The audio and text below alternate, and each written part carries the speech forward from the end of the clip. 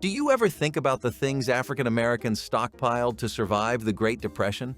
These stockpiles mattered because they kept families fed through years of scarcity, using knowledge passed quietly from one household to another.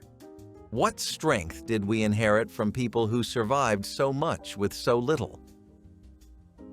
Dried pinto beans were one of the first things families stocked up on because they lasted forever, filled bellies fast, and cost next to nothing during a time when every penny mattered. These beans sat quietly in cloth sacks or glass jars on pantry shelves, waiting to turn into something warm and sustaining after long days of trying to get by. Pinto beans did not need much, just water, a little heat, and maybe a scrap of fatback if the kitchen was lucky that week. They simmered slow, softening into a thick pot of comfort that could stretch across several meals, sometimes feeding large families for days. Kids grew up recognizing the familiar smell drifting from the stove, a sign that dinner was going to be simple but steady, the kind of food that kept people moving through hard winters and harder workdays. Pinto beans were survival food, but they were also memory food, tying families together with the quiet understanding that something small and humble could carry you through. They were a backbone ingredient in countless homes because they worked every time, no matter how thin the pantry looked. Dried pinto beans did not just feed families, they steadied them. Salt pork and fatback were the flavor lifelines African American families depended on when fresh meat was a luxury almost nobody could afford. These salty scraps were bought cheap, kept for months, and used with the kind of resourcefulness only Depression survivors understood. A small piece dropped into a pot of beans or greens transformed the entire dish, turning plain vegetables into something rich enough to make you feel full. The fat melted slowly, coating everything with warmth and depth, stretching flavor farther than any piece of meat ever could. Grandmothers guarded these scraps with seriousness, wrapping them carefully, storing them high, and using them sparingly because they knew exactly how long they needed to last. Even a sliver sizzling in a skillet was enough to bring everyone into the kitchen because the smell alone promised a meal worth waiting for. Salt pork and fatback were not just ingredients, they were survival tools passed down through generations. Cornmeal sacks were as essential as breathing, and every family knew it. Cornmeal was cheap, filling, and dependable, something you could use in a dozen different ways without wasting a single grain. Families used it for cornbread that stretched a pot of beans, hoe cakes cooked right on the stovetop, dumplings dropped into broth, and even as a thickener when soups needed to last another day. The sacks sat in corners of pantries, tied tight to keep pests out, often lasting weeks at a time because people used cornmeal daily. Kids learned early how to scoop it with steady hands, knowing a little went a long way. Cornmeal was the base of survival cooking, humble but mighty.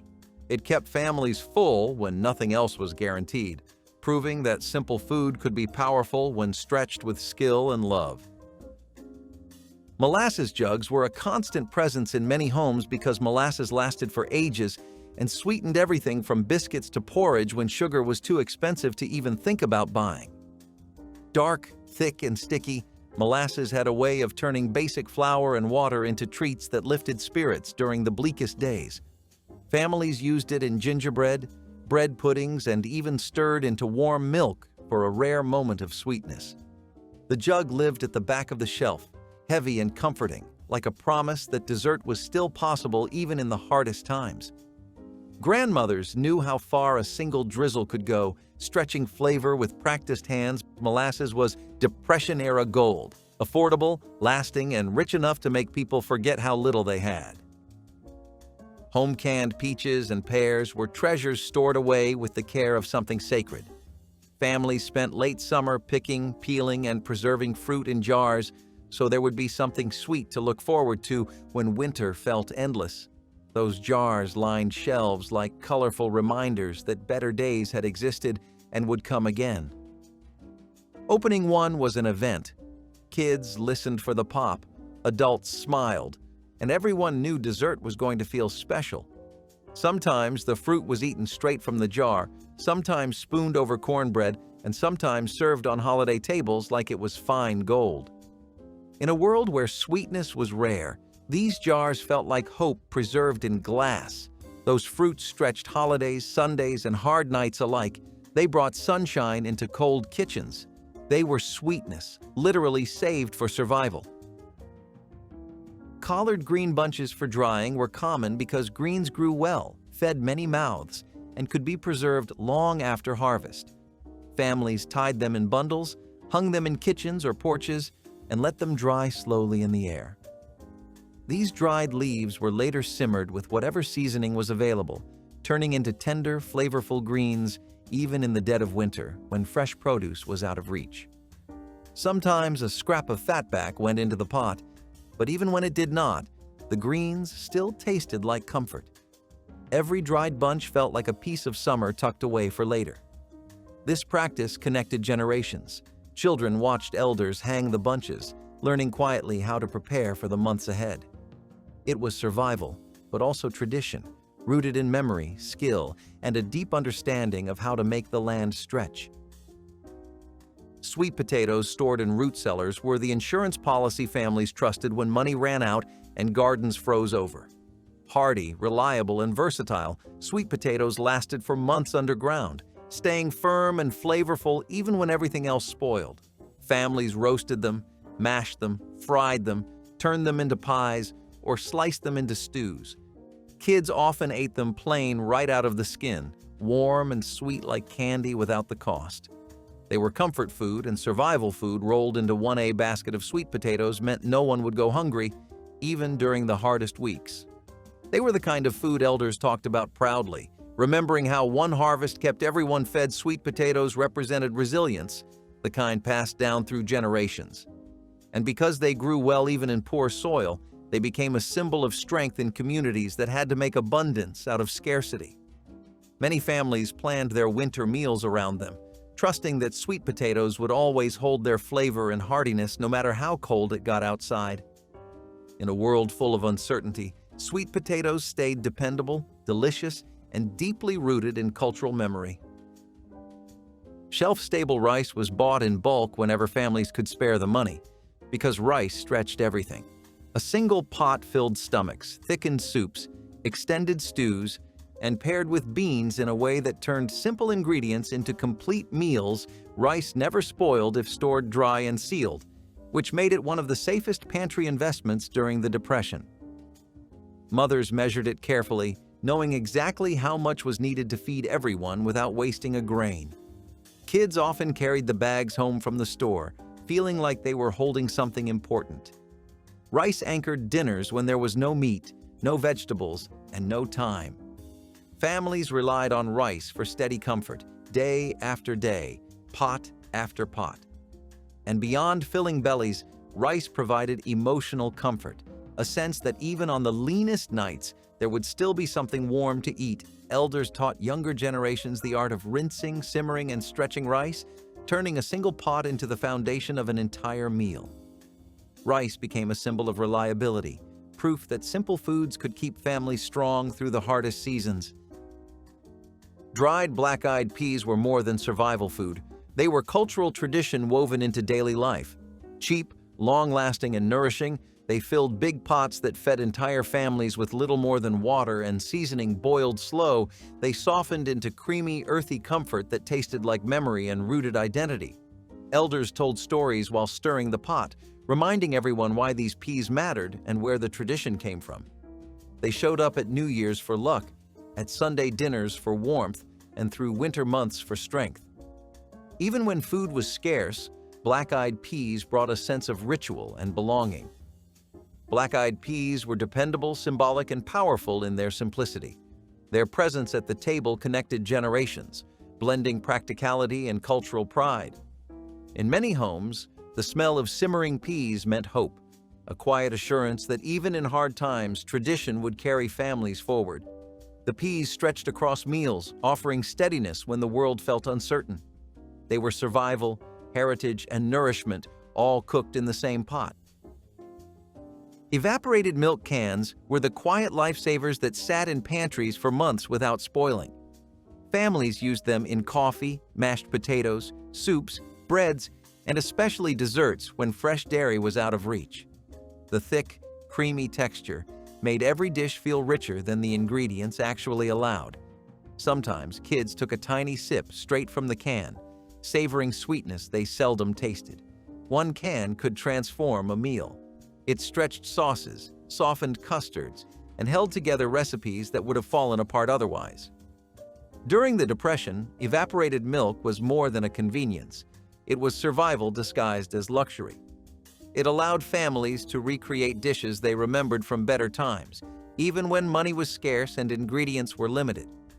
Its shelf life made it a pantry staple that brought comfort through winter storms, long workdays, and nights when meals needed something special. In many homes, evaporated milk was the ingredient that made food feel complete, turning simple meals into something worth gathering around. Flour sacks, saved for biscuits and bread, were the kind of staple every African-American family guarded during the Great Depression because they knew nothing stretched a meal like flour. Those sacks sat in corners of kitchens, tied tight to keep bugs out, holding the simple ingredient that kept families going when choices were slim. Flour became biscuits on cold mornings, skillet bread for dinner, dumplings dropped into broth, and roux that thickened pots meant to last more than one night. Kids watched their mothers scoop flour with practiced hands, never truly measuring yet always getting it right. Even the sacks themselves were reused, turned into towels, aprons, or patches. When clothing wore thin flour meant predictability, warmth, and something filling on the table. It was survival disguised as something ordinary. Rendered lard stored in tins was pure gold in Depression kitchens, especially in African-American households that knew how to stretch every resource: lard-fried chicken, seasoned beans, flavored greens, baked biscuits, and made pie crusts flaky, even when butter was a distant dream. Families saved every bit of fat they could, rendering it slow until it turned liquid, then letting it cool into a smooth white block that lasted for weeks. A spoonful added richness to meals that otherwise would have tasted plain. Grandmothers guarded their lard tins like treasure because they understood just how far it could go. In a time when nothing was wasted, lard became one of the most valuable ingredients in the home, turning scraps and basics into meals that felt whole. Home-smoked meats hung for later use were the closest thing many families had to long-term protein storage. Even the smallest cuts, ham hocks, neck bones, tails, were smoked in backyard setups or community smokehouses until they held enough flavor to season countless meals. These smoked pieces were not eaten all at once. Instead, they were simmered in pots of beans, greens, or cabbage, stretching flavor across many days. The scent of smoke meant security, a reminder that even if fresh meat was rare, there was still something to fall back on. Families checked on the hanging pieces regularly, protecting them from animals and weather. Those smoked meats were survival anchors, carrying households through the longest, leanest weeks. Dried herbs from backyard gardens were one of the quietest but most powerful tools families depended on during the Depression. Backyard plots grew sage, thyme, mint, and anything else that could survive the heat. And at the end of summer, families gathered the bundles to hang from rafters or porch lines. When food was plain, and it often was, these herbs brought life back into pots of beans, vegetables, or stews.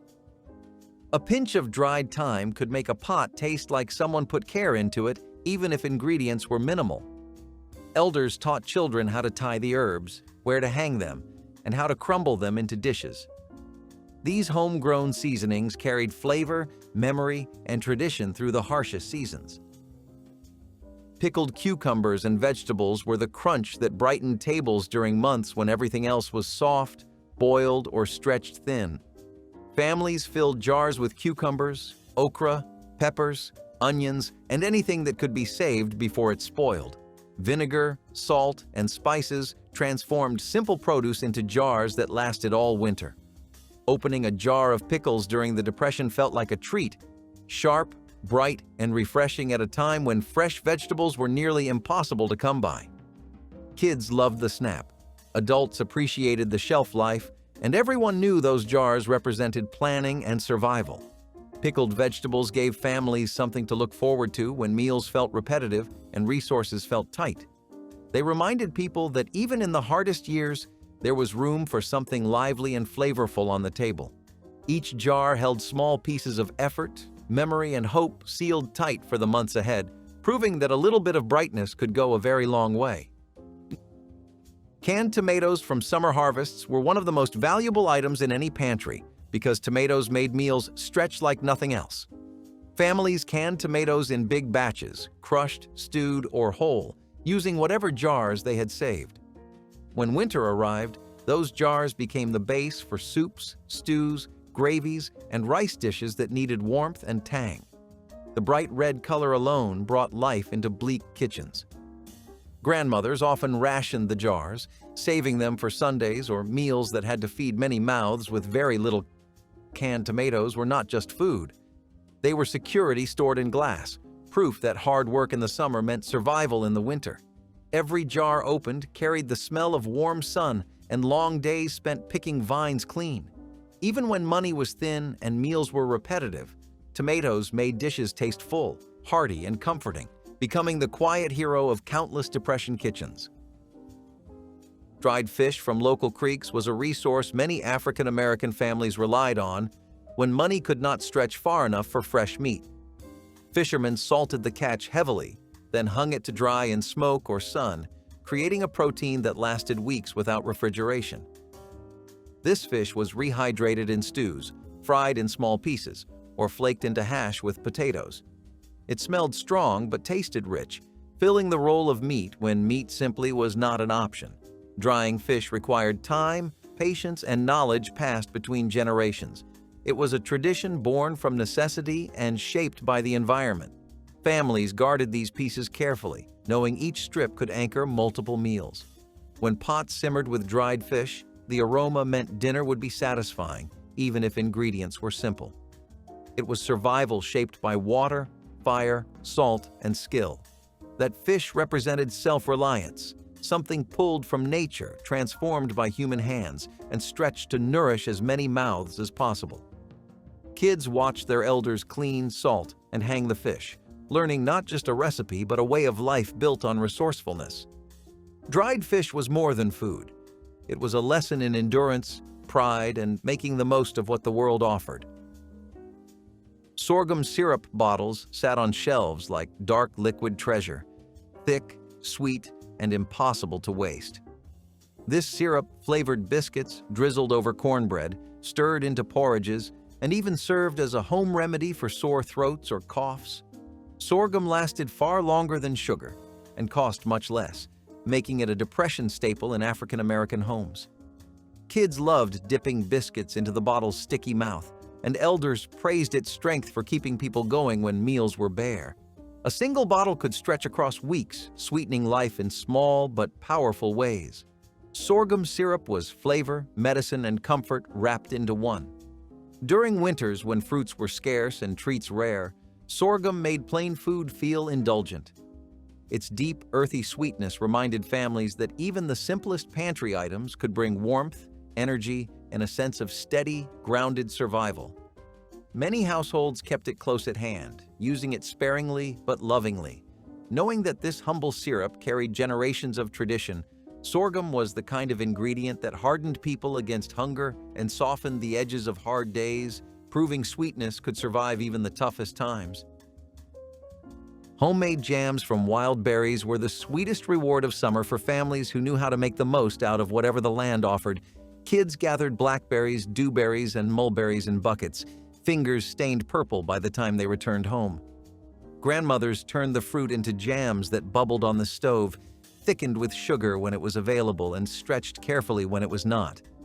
These jars carried the taste of warm months into cold, bleak winters. A spoonful on bread made a meal feel complete. Jams were a reminder that even hard times could still offer sweetness. Every jar was a quiet celebration of community labor, berry-picking trips, and afternoons spent stirring a pot that promised comfort in the cold months ahead. For families surviving the Depression, jam was more than food. It was proof that joy could be saved for later. Each jar represented foresight, love, and a determination to preserve not just fruit, but a sense of normalcy. When opened in winter, those jams brought color and hope to tables that often lacked both. Potatoes stored in burlap sacks were the dependable backbone of winter meals because potatoes were cheap, filling, and nearly impossible to ruin in storage. Families kept sacks in cool corners of cellars, checking them occasionally to remove any that softened. Potatoes became fries, mashed dishes, stews, hash, and even bread when flour ran low. They kept stomachs full when little else could. Children learned early how to scrub them clean, peel them thin, and help with dinner. Potatoes carried families through the Depression with quiet reliability. They offered endless versatility, fitting into every meal of the day without complaint. A single sack could feed a household for weeks, turning scarcity into sustenance and uncertainty into something manageable. Potatoes were dependable in a way few ingredients were. They sprouted slowly, stored easily, and transformed into whatever a meal needed. Families leaned on them heavily, grateful for a food that stretched, adapted, and never failed. In kitchens stretched thin by hardship, potatoes were stability in edible form. Dried okra for thickening gumbo was one of the quiet secrets that kept Southern cooking alive during the Depression, especially in African American kitchens where every preserved ingredient mattered. When fresh okra was in season, families sliced it thin and laid it out to dry in the sun, letting time and heat preserve what they could not afford to waste. Once dried, the okra hardened into little pieces that stored well for months and became a lifeline when winter took away access to fresh produce. When tossed into a pot of gumbo, stew, or broth, those pieces softened again and released the same rich, earthy thickness. Fresh okra was known for it made thin soups hearty, stretched ingredients further, and gave meals the sense of fullness families needed to keep going. This was not just a cooking technique. It was survival rooted in tradition, memory, and the understanding that food had to last long after the harvest ended. Dried okra tasted like resourcefulness, like summers saved for later, and like the quiet brilliance of women who knew how to make a pot feed an entire household. Cabbage fermented into slaws was a clever way families made vegetables last long past their growing season. When fresh cabbage was cheap and abundant, families shredded it, salted it, packed it into jars or crocks, and let time transform it into something tangy and crisp that held up through bitter winters. This fermentation not only preserved the cabbage but added flavor and nutrients when meals were often plain and repetitive.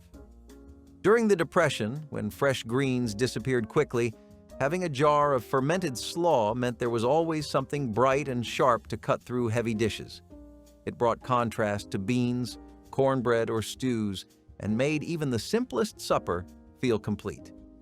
Kids might wrinkle their noses at the smell, but adults appreciated how far a single head of cabbage could be stretched. Cabbage slaw was survival with personality, tart, lively, and always ready to remind families that good food could still exist in hard times. Cracklings collected after rendering pork were tiny pieces of concentrated flavor families treated like treasure. When a pig was butchered, every scrap mattered, and the fat was slowly rendered down to make lard, a kitchen essential. What floated to the top and hardened into crisp little bits were the cracklings. Families saved them in tins, sprinkling them into cornbread, greens, or potatoes to stretch flavor when real meat was too expensive to buy. Kids snacked on them warm, crunching down on something salty and rich enough to feel like a luxury. Cracklings reminded families that nothing should ever be wasted. They turned ordinary dishes into something satisfying, giving food depth even when ingredients were scarce. During the Depression, those little pieces of pork kept meals from tasting empty, carrying the weight of both flavor and tradition. They also became a quiet symbol of gratitude, proof that even the smallest leftovers could bring a burst of joy into kitchens that rarely saw abundance. Elders treated cracklings with respect, storing them carefully, as if they were worth far more than they cost. And in many ways, they were cracklings connected families to the land, the animal, and the knowledge that survival depended on using every last thing with intention. Leftover bones saved for broth were one of the greatest acts of Depression-era ingenuity. When meat was a rarity, bones were never thrown away. They were the foundation of meals. Grandmothers simmered them for hours with onions, scraps of vegetables, and whatever seasoning they had, pulling every bit of flavor from bone to water. The result was a rich, savory broth that fed families across several meals. Rice, dumplings, or vegetables added to the pot created dishes that tasted far more generous than the ingredients allowed. Bones could be reused more than once, simmered again until every trace of nourishment had been pulled free. This was not just frugality, it was survival passed down through generations, where even the barest ingredients could become a pot of comfort. Families gathered around bowls of broth that warmed bodies and spirits after long days of hard work. Children learned early that bones carried more value than they appeared to, holding flavor that could be coaxed out with patience and care. These broths formed the backbone of many Depression-era dishes, quietly proving that resourcefulness could turn almost nothing into something sustaining. Homemade vinegar stored in bottles was one of the most useful items in a Depression-era kitchen. Made by fermenting leftover fruit scraps, peels, or even water and sugar, it cost almost nothing but gave families the ability to preserve vegetables, season greens, brighten stews, and even clean their homes. Vinegar's sharp tang lifted bland meals, made pickling possible, and helped stretch produce much longer than it would otherwise last. Families kept bottles tucked away in dark corners ready whenever a jar needed filling. It added flavor when spices were limited, and helped meals feel fresher even after days of eating the same ingredients. Homemade vinegar was a tool of survival shaped from scraps, proof that even waste could become something valuable. It was a small miracle in a bottle, transforming ordinary vegetables into jars of vibrancy that lasted through long winters. Children often remembered the sour smell drifting through the kitchen as jars sealed with soft pops. Vinegar also served as medicine, cleaning agent, and food preserver all at once, making it one of the most versatile things a family could keep on hand. Dried apples strung on twine were a frugal treat that tasted like sunshine saved for winter. Families sliced apples thin, threaded them onto cotton string, and hung them in warm, dry places until they shriveled into chewy, sweet slices.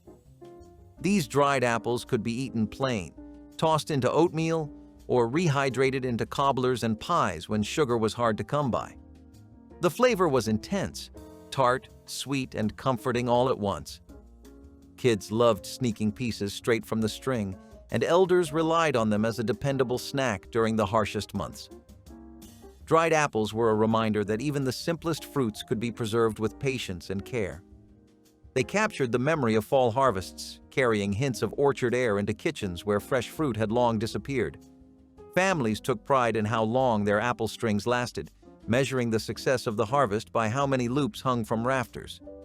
Each slice represented work, foresight, and gratitude. Dried apples were more than food. They were edible memories that brightened even the bleakest winter days. Barley and rolled oats were affordable grains. Families stored in bulk to guarantee breakfast even on the leanest mornings. Both grains cooked slowly into thick, warm porridge that filled stomachs and kept families fueled through long days of work. A little sugar, syrup, or dried fruit transformed them into something comforting. For many, this was the meal that carried them through winter. Simple, steady, and dependable oats and barley reminded families that nourishment did not have to be fancy to be enough. Parents often served them before school or labor, knowing these bowls gave energy when strength was needed most. The smell of porridge simmering in the morning became a quiet reassurance that there would be something to eat today. Even when toppings were scarce, the warmth alone made the dish feel like kindness. Oats and barley were proof that survival could start with one humble bowl. Homemade soap bars may not have been food, but they were a survival necessity. Families had to stockpile just as carefully. Made from leftover fat, lye, and whatever fragrance could be spared, these soaps kept families clean when store-bought goods were far too expensive. Cleanliness protected health, prevented illness, and preserved dignity during some of the hardest years in American history. Families often crafted batches big enough to last months. Homemade soap was proof that survival was about more than eating. It was about caring for the home, the body, and the people inside it. The process was time-consuming and sometimes dangerous, yet families still made soap because it meant security. Children learned early how to cure bars in cool rooms, turning messy mixtures into solid blocks of protection. These soaps were crafted out of necessity, but carried love in every bar, ensuring families stayed safe through times when getting sick could mean disaster. Turnip green Potlikker soup was the quiet strength of the table, a dish that came not from what was served first, but from what remained after. When the tender greens were eaten, the broth that simmered beneath them, the Potlikker, was saved like treasure. It was dark and smoky, heavy with the flavor of ham bones, onions, salt, and earth. Mixed with a bit of cornbread, rice, or stray vegetables, it became a nourishing soup that soothed hunger and offered comfort. In the old days, elders called it liquid gold, rich not in coins, but in care. It carried nutrients, yes, but also a promise that nothing made with love should ever go to waste. During the cold weeks after Christmas, families gathered around small bowls of Potlikker, sipping warmth that stretched far beyond its ingredients. Each spoonful was humility and hope combined, a quiet meal that spoke volumes about wisdom and endurance. Cornbread dressing with giblets was proof that nothing in a black mother's kitchen ever went to waste. Leftover cornbread became the soul of the dish, crumbled, seasoned, and mixed with onions, celery, and a broth made from the chicken or turkey itself. Giblets, once tossed aside by others, were chopped and stirred in for richness. The smell alone could make you stop mid-conversation, earthy and herby, with sage and butter filling the air. Every household had its version, some soft like pudding, others crisp on the edges from the oven's heat. It was a dish that stretched ingredients and stretched hearts, feeding a crowd on a small budget. Mothers made it with one hand stirring the pot and the other wiping a child's face, knowing that love didn't need wealth, it needed wisdom. Cornbread dressing tasted like abundance born out of frugality, like the magic of turning little into plenty. It wasn't just food, it was history baked golden in a pan. Baked cinnamon apples and raisins brought Christmas mornings to life with a smell that felt like home. Grandparents sliced soft red apples, tossing them with butter, brown sugar, and a handful of raisins in an old baking dish. The oven worked slow, turning everything tender and golden, the edges bubbling with caramelized syrup. The scent of cinnamon filled every corner, warm and familiar. It was a dish that didn't need luxury, only love and patience. Served warm, it tasted like memory. Sweet, rich, and comforting in its simplicity. Children spooned it over biscuits or ate it plain, steam rising as they smiled through each bite. It was dessert for breakfast, comfort for cold mornings, and love disguised as thrift. Baked cinnamon apples and raisins reminded families that Christmas joy could come from the simplest things pulled from a pantry and shared with care. Raisin bread pudding with vanilla sauce was proof that nothing in the kitchen went to waste. Stale bread became a canvas for transformation, soaked in milk, sweetened, and brought to life again. Raisins added richness, plumping up in the heat until they burst with syrupy sweetness. The pudding baked slowly, filling the air with the smell of nutmeg and brown sugar. And then came the best part. The vanilla sauce, smooth and glossy, poured over the warm pudding like kindness itself. This dish carried the rhythm of old kitchens, where creativity was the difference between scarcity and abundance. At Christmas, it was often served as the grand finale, simple yet deeply satisfying. Every spoonful was soft, comforting, and impossibly nostalgic. It was more than a way to stretch ingredients. It was a way to stretch joy. Crocheted tree skirts and doilies carried quiet elegance born from patience. Grandmothers sat by lamplight, looping yarn into delicate lace that would outlast decades, their fingers moving with rhythm learned from years of care. Each piece had its own story, whether it was made during hard winters or long summers of waiting. Placed under Christmas trees, the skirts caught falling pine needles like soft snow, protecting the floor while adding a touch of grace. Over tables, doilies framed bowls of fruit or sweet potato pie cooling for guests. They were made to be both beautiful and useful, the perfect balance of pride and practicality. Younger generations watched, sometimes learning, sometimes just marveling at how something so intricate came from simple thread. No store-bought decoration ever carried that kind of soul. When the holidays ended, they were folded away like treasures, waiting to shine again next December. Sweet potato tea cakes were the taste of Christmas love, hand-shaped and baked with care when pie fixings were too dear. Mashed sweet potatoes took the place of expensive butter, giving each cake a soft golden hue and a sweetness all its own. The dough was mixed in big wooden bowls, rolled out on floured tables, and cut into circles by jar lids or tin cups. When they came out of the oven, the air turned rich with spice and sugar. These little cakes were passed around in napkins at church socials or packed for neighbors as gifts. Each one told a story of resourceful joy, how something so simple could still feel special. Children waited by the stove for the first warm bite, soft and fragrant in their hands. Sweet potato tea cakes were humble and heavenly, proof that love could rise even without plenty. Salmon, croquettes, and grits were the Christmas breakfast that made everyone feel rich, even when times were lean. Grandparents opened a can of salmon, mixed it with onions, cornmeal, and a little egg, then shaped it into perfect patties. They fried them in a cast-iron skillet until golden, the edges crisp and crackling. The smell was buttery and bold, filling the air with promise. Served over creamy, slow-cooked grits, the croquettes glistened under a drizzle of hot sauce or melted butter. It was a meal that spoke of care and ingenuity, turning pantry staples into celebration. The first bite melted between salt and comfort, smoky fish meeting the silk of the grits. It was both breakfast and blessing, the kind that stayed in memory long after the plates were cleared. On Christmas morning, it reminded families that joy didn't come from wealth, but from the love stirred into the skillet. Cornbread dressing with sage and gizzards was never written down. It was remembered. The smell alone could pull everyone into the kitchen before the pan even left the oven. The dressing was moist, peppery, and full of flavor that came from slow-simmered broth and scraps of meat that no one wasted. Every piece of gizzard, onion, and cornbread crumb had purpose. Women learned it by watching their mothers crumble bread by hand, stir broth until it felt right, and season not by measure but by memory. The sage gave it that unmistakable holiday taste, earthy and warm, tied to the idea of family coming home.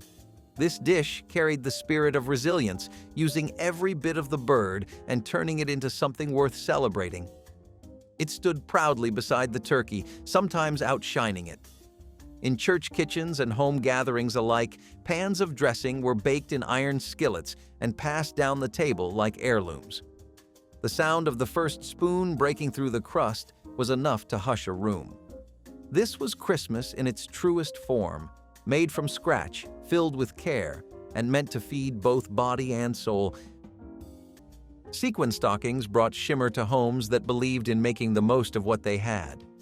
Mothers and daughters sat together on living room floors, stitching and gluing sequins onto old stockings until they sparkled like starlight. No one bought new ones. They reinvented the old. Gold, red, and green reflected under Christmas bulbs as if each stitch held its own wish. Every stocking looked different, personal, and proud. Kids hung them by the mantel and watched the light dance across them. Even if the seams weren't perfect, they carried more love than anything store-bought. The sequins would fall off by January, but by then, the memory had already taken root. Each glittering thread said the same thing. We may not have much, but we make beauty out of what's ours. Sweet rice pudding with raisins was Christmas comfort at its most gentle, a dessert born from thrift and turned into grace. Leftover rice was simmered again in milk until creamy, with sugar, butter, and cinnamon stirred in to bring it to life. Plump raisins softened in the heat, releasing their sweetness into the mixture, while the scent of nutmeg or vanilla filled the air. The pudding thickened slowly, stirred by careful hands that had learned to measure not with cups, but with instinct. Served warm in simple bowls, it was dessert that asked for quiet, for gratitude, for the slow savoring of every spoonful. It tasted of simplicity, of love that didn't shout but lingered softly. For children, it was a treat. For elders, a memory. Sweet rice pudding was more than a way to use what was left. It was proof that comfort could come from the smallest acts of care. In every creamy bite lived peace, patience, and home. Fried cabbage with salt pork was simplicity turned to splendor. A head of cabbage, a few slices of pork, and a sprinkle of pepper were all it took to fill the kitchen with the smell of home. The pork would sizzle first, rendering fat that kissed every strand of cabbage in smoky flavor. It wilted down into something tender, rich, and savory, the kind of food that hugged you from the inside out. Poor families called it a side dish, but it was often the main course, served with cornbread or rice. It was humble, hearty, and always delicious. Fried cabbage wasn't just food. It was a memory you could taste, a reminder that even the simplest ingredients could shine when seasoned with love. Sweet potato pie from scratch was the heart of every African-American Christmas table, more memory than recipe. Sweet potatoes were boiled and mashed smooth, whipped with butter, sugar, and a touch of cinnamon until they turned sunset orange. Some added evaporated milk, others a splash of vanilla or lemon extract, but all baked with love. The crust crackled golden beneath the filling, and the air filled with the perfume of nutmeg and joy. Grandmothers hummed gospel hymns while stirring, their rhythm matching the beat of the whisk. Children waited at the edge of the counter, eager to lick the spoon. Each slice held the taste of patience and the sound of laughter echoing through small kitchens. No dessert carried more soul. It was sweet but grounded, humble but proud. Long after dinner ended, its scent lingered in the house like a hymn. It wasn't just pie. It was a story baked into tradition, one that didn't need measuring cups to get right. Passed through generations, it was the dessert that defined a people's perseverance and love, written not on paper, but in memory. When the first bite melted, everyone knew this was home, and home was enough. Rice porridge with butter and sugar was quiet comfort, the kind of breakfast that soothed cold Christmas mornings. Grandparents simmered leftover rice in milk until it softened into a creamy base. A spoonful of butter melted on top, swirling gold into white. Sugar sprinkled over it turned the first bite into nostalgia, sweet, soft, and warm. It filled the stomach and calmed the spirit, a meal that asked for nothing but a slow moment. Some added cinnamon, others raisins, but the magic was in the simplicity. It was food that wrapped you up like a blanket, reminding you that even leftovers could feel like luxury when made with love. Families sat close, sharing stories between bites, steam rising from their bowls. Rice porridge with butter and sugar wasn't loud or showy. It was memory itself, humble and full of grace. Buttermilk cornbread pudding was the sweet ending to a long day's work, born from the habit of never wasting a crumb. Leftover cornbread was crumbled into a pan, soaked in buttermilk, sugar, and a few eggs, then baked until golden and bubbling at the edges. The result was soft and custardy, rich with tang and sweetness. Families who had little turned this into something extraordinary, a dessert that cost almost nothing but tasted like a celebration. Served warm with a drizzle of syrup or a spoon of butter, it filled the room with quiet joy. The flavor was simple, but the feeling was grand. Buttermilk cornbread pudding showed that the same bread that fed you through hard times could also bring comfort when the world finally slowed down. It was thrift turned into tenderness, poverty turned into pride, and warmth turned into sweetness. Country ham and red-eye gravy brought a different kind of Christmas flavor, bold, smoky, and unforgettable. Grandparents fried thick slices of ham until the edges crisped, then poured in strong black coffee to make the gravy. The sizzle was sharp, the smell rich and salty with a whisper of bitterness. The gravy was thin, almost see-through, but it carried flavor strong enough to wake the soul.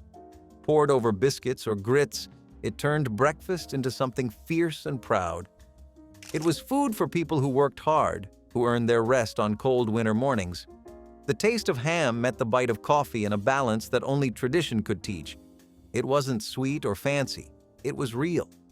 Country ham and red-eye gravy reminded everyone that even leftover meat could become something special when cooked with skill and care. It was strength served on a plate. If one of these Depression-era staples stirred a memory, drop it in the comments and hit like and subscribe so we can keep uncovering these stories together.